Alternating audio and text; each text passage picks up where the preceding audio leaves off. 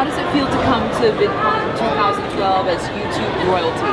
What are some of the comments people have said to you? Oh, I mean, you just see this kid came up and gave me a hug, you know, and it's like that nonstop. It's like people just giving me love. It's like, you know, everywhere I walk. I know, right? It's like, everywhere I go, people just are loving on me, and it's like they're acknowledging me, and it's interesting. It's interesting because I never wanted it or never cared about it or tried. You know, it just happened, and it's like, and it's personified in the fact that you don't see me in my video. You know what I mean? But yet I'm so recognizable. It's all interesting stuff, and you know, it makes me think. You know, it blows me away. You know, it's like I didn't want this or care about it, and yet here it is. You know, and it goes to the fact that I made myself a vessel. Myself an effective vessel of the universe and a servant for my fellow man, and because I did that, powerful things happen. Well, and since powerful things have happened, I'm sure a huge amount of opportunities have opened up for you.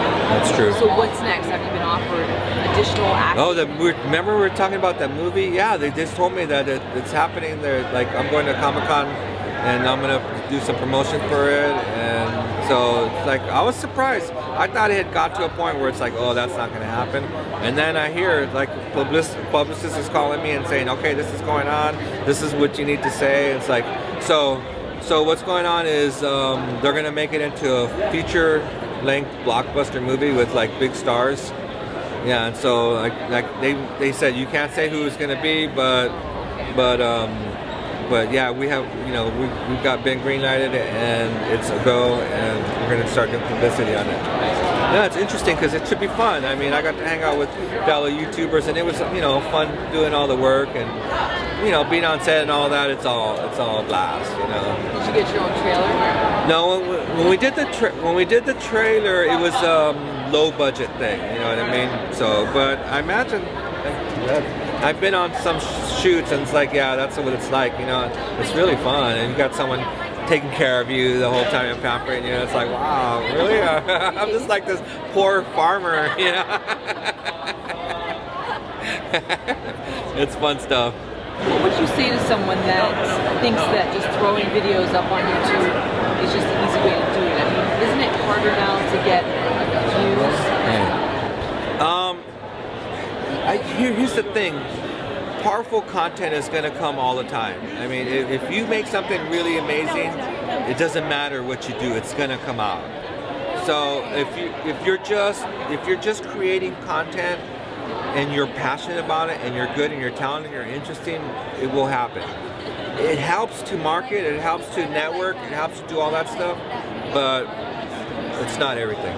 Right. Do you think people know how much time? I mean, it sounds like you really take time to look at other people's videos and to comment, and a lot of times people don't realize how much work into other But see, other people are doing it because they want someone to see their stuff. I'm only doing it because they want me to see their stuff. So it's different for me because I don't care about other people watching my stuff. I mean, I like it and they tell me they want to, but that's not why I do it. I do it because they want it. I'm serving. That's the difference between me. It's like I'm doing it for everyone else, not for me. And they're doing it because they want to be famous. They want people to see who they are. It's a kind of a backward thing. For me, I'm different. But I mean, the reason why I spend so much time commenting on stuff is because people comment, they talk to me, you know. I don't go looking for other people's videos or something like that. It's only when they send it to me that I even know it's there. Like, so all these big YouTubers and stuff, I don't know who they are, you know. And I feel kind of weird being here, you know, because like they're all real famous and everything, and I was like, I don't know who they are, and they all know me. Yeah, I see as we do the interview, everyone's eyes are... It's trippy. Okay. We met a little girl on the train named Gia, and she was a fan of yours, and she's just getting started doing YouTube, and she traveled from Kentucky to be here. What advice would you give to young YouTubers or older YouTubers or baby YouTubers? Right. So what I do is I don't want it. I don't want any of this. What I do is I do what I'm passionate about. I do what I share my life, and I'm open and honest about it. So if people shared themselves, and if they gave their heart to the camera, to the community, I think it's powerful. That's what people are drawn to. So just give of yourself, and don't do it because you want to be rich or famous, or you know what I mean. Do it because you're passionate about it and you love it and you're making your art.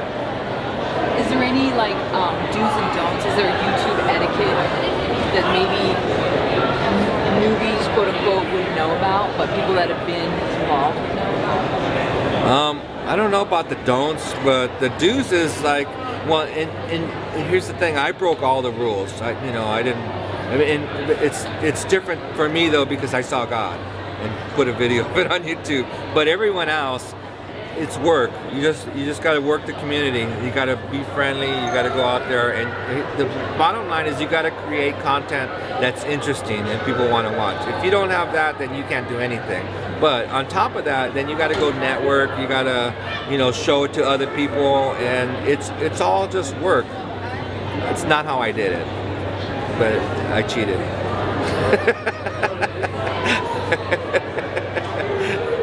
Well, see, I have such a different agenda than everyone else, because other people, they're trying to make a living on it. They're trying to get famous. They're trying to get known, and that's not what I'm doing. I'm recording myself for my descendants, and when you have that motivation, it's different than what other people are doing. Like almost every other YouTube, they always ask for people to subscribe to them and all that. Never once done that. I don't care. So I mean, I break all the rules, but it's okay because I have a different whole set of thinking. I don't need money. I don't care about money. And there's not any people like that. So, and that's why this whole thing came to me, because I'm different. I'm different than most people. Well, now you're speaking on a panel here. Yeah. What's the subject? The panel is the rise of the viral video. Okay. Yeah. And the panel is Saturday? Yeah, Saturday at 11. Yeah. Do you have any things you can share on that, or are you going to save it for the? I'm gonna be doing it with the people who did the Double Rainbow song, or the most popular one, and they're really awesome. And we're going to be most likely we're probably going to be talking about what it's like to be a meme and what created that and all that. And I mean, I'm going to be just saying all this stuff, which is like, I'm not what other people are doing. I'm just doing something different, and it works for me. Well, you said is it meme or what is meme? It? M-E-M-E. Oh, yeah. Okay. It's an idea that spreads through humanity like a virus. Right. Yeah. Can you give me examples of that? I've heard the term before. Yeah, well, I mean, there's things that you just know about, like things in society, or things in humanity's consciousness that's like, oh, I just know that, I mean, you don't know how you know it. It's just everywhere, and everyone kind of knows that. So, I mean, I don't have any examples of it, but I know if I brought them up, you'd be like, oh yeah, I know that. You know what I mean? So it's just like, I could remember in the 80s there was like, where's the beef? Right. That's kind of like a meme. It's like it's in everyone's thoughts. Yeah. So I'm that. Well, seeing that 2112 is here, and I think we've talked about how we're going to have a shift in consciousness. A lot of industries people talked about that. What do you think the meme will be come 2013? I think that the values that we hold important now are going to shift, and it's been shifting. Like people used to buy Hummers, and I think we're going to get to a place where it's like a Hummer's just going to be a chunk of metal that someone will trade a gallon of water for because they're thirsty and there's no gas for the Hummer. You know what I mean? I think it's going to be that kind of huge shift where the things that we think are valuable now are going to be worthless, and the things that we think are not really valuable right now, like land and water, are going to be like, you need that to live. Yeah, it's a whole complete shift in what people find valuable. I think it's coming. So a different form of currency than money. I think that's a very distinct possibility that, yeah, there can be, it's going to be like goods and services are going to be exchanged for other goods and services. I mean, it seems like there's always going to be some kind of place for money because that's how you do it, you know. But I think what we're in now is so artificial that it's going to pop, you know, and people are going to realize, hey, this is a piece of paper, and what can I do with a piece of paper? You can't eat it, you can't cover yourself with it, you know. So I mean, yeah, you know. The money is just an idea. It's not something that's real. So I mean, I think that's going to be a factor in how people think, because they're going to realize this is only worth what a piece of paper is worth, which is not really anything. So you know, I mean, I don't know exactly how it's going to come down, but it seems like all the money at the $100 bills, it can't do anything for you, really. It doesn't have intrinsic value, unlike a coat or a glass of water. You know, that stuff, a glass of water can save your life. You know, or a coat can save your life, where a $100 bill can't. So which fellow YouTuber taught you most and why? Let's see. I don't think I really learned from YouTubers, because I'm not doing like what all these other people are doing. I was just like, I've been making videos since the 80s, and you know, it's all self-taught. I started on like the oldest formats that they had of videotape, and when YouTube came out, I was like, oh, that's me, you know what I mean? So I mean, I was just backing up my hard drive to when I started uploading videos. I wasn't trying to get noticed or get attention. I was just doing this for my descendants. You know, I wanted my descendants to see what I was like and all that. So I didn't really play the YouTube game. And when I went viral, then I kind of started seeing like, oh, this is how it works, and this, you know what I mean? I wasn't conscious of like an audience, or, you know, it's a whole different game. I'm so different than all the other YouTubers, you know. I mean, I have the video with no one in it. So, yeah, it's all different for me. Once you started getting into the community and other YouTubers were subscribing to your channel and talking to you, so which ones that you saw that you liked, their style? Well, probably I mean, how it works for me is like, they're my friends first, and then I go start watching them, because I meet them at these things. And like 7 days after I started to go viral, this guy came out from LA, and he was like brother of one of my neighbors, who's my friend, and he made a video of me, and he kind of like, he started getting big on YouTube because of me. But he's huge now. He's got like, you know, 500,000 subscribers, or I don't know how much, but Sam Macaroni, he's my buddy. But I mean, it's my experience and how I relate to it is so different than everyone else who's had success on YouTube. Yeah, because I'm not trying. I don't want this. I'm doing what I'm passionate about, and it's just the fame and the recognition is a side effect of that. Where do you think you'd be today had Jimmy Kimmel not tuned in? Oh, I wouldn't be here. I wouldn't be at this conference. But I mean, my whole life has not changed. I have a farm. You know, I'm working my farm, and it's like, okay, so I travel, you know, to do these conferences from time to time, and I do a lot of interviews. But 99% of my life is exactly the same as it was. It wasn't ever going to change. I think it'd be fun if you did a Cooking with Bear book or something like that. Right. You said you love organic farming. Yeah, I grow a lot of my own food. Yeah. And so what are some of the recipes that you So here's the thing. All right, I don't do recipes. It's like I create, you know what I mean? I don't measure anything. I just throw shit together. It's like, oh, this is good. This is what I got. You know, this is what's plentiful right now. This is in season. I just throw it together, and most of the time it's not really good. Not all the time, but most of the time it's like, yeah, and I can never make the same thing twice. It's just not how I function. You know, I'm just like this free-flowing artist that's just like throwing shit all over, and then, you know. Well, like, what are some of your specialties? I like to make salsa, especially if I have fresh stuff, and then I have this mulberry tree that gives us amazing berries, and so I make a lot of stuff with that. I make teas. I make all these kind of fruit teas and stuff. I have all kinds of herbs and mint and stuff like that, and I make really good drinks. And then Mojitos? no, not alcohol, but just like tea and stuff, you know. And I'll mix fruit in it. What else? I make a lot of stuff with eggs because I grow eggs.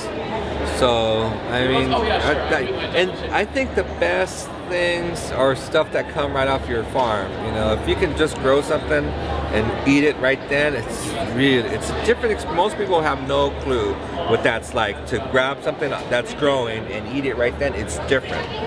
It's better. It's different and it's better, and most people don't know it. You know, they're missing 70% of what there's there. Yeah, because it's such a different experience to eat something that's alive. You know, wow. Sorry, you were missing out. You get a farm like me. We were going to get you a slushie over there. Oh, no, I'm not into that. Yeah, it's only here at the convention. What's a recipe that you probably won't make again? Let me see. I mean, I make a lot of salsa, you know. I'll just get the tomatoes from my yard, and I have all these herbs, and I'll just make that stuff, and it's like whatever's coming, you know, I'll just turn it into salsa and just eat it with chips or tortilla chips or something like that. Yeah, I mean, yeah. So, but I'm just really bad at like following written directions, and measuring stuff. I don't do that, you know. I'll just throw in there. Yeah, and then I'll taste it. It's like, oh, that tastes good, or I can tell, oh, it needs a little bit of this, or you know. I'm so different. I think different. I like that. That's your T-shirt right there. Yeah. Right. How many people that you've met through YouTube have come to visit you in Yosemite? Oh, quite a bit. I mean, there was a famous actress who did a Double Rainbow song, and I was like, oh, that's awesome. You should come and film film a version of it here. And they came, and she was like a real popular actress, and she camped in my front yard. Yeah, and then I got a lot of people who they follow my videos, they watch them, and they're like, oh, it's so awesome there, and they come and visit me. And they camp out with me, or we go into Yosemite together. So it's something that happens quite a bit. But I think a big part of it is that's who I am anyway. Like I host people from all over the world on my home through Couchsurfing and Wolf, and so like my home has been something where people just come to. It's kind of like a destination, you know. It's a destination because it's close to Yosemite, and people want to go there anyway. And like my place makes it like convenient and easy to do. So. Do people feel safe there? Oh yeah, the Couchsurfing has a binding reference system. So whoever comes and stays with me, they get to leave a reference, and I can't change that reference. So it's like you can ahead of time know what it's gonna be like to come and visit me, because you can read what other people have said about it. Like Yelp. Yeah, it's like that. Yeah. So it's like I mean, it gives you kind of like protection, both from people visiting you and the people visiting someplace. They kind of know what they're getting into, because you know people are gonna say what is. You know, they're not gonna say you know, something that's not true, because it's gonna come back on them. It's powerful stuff.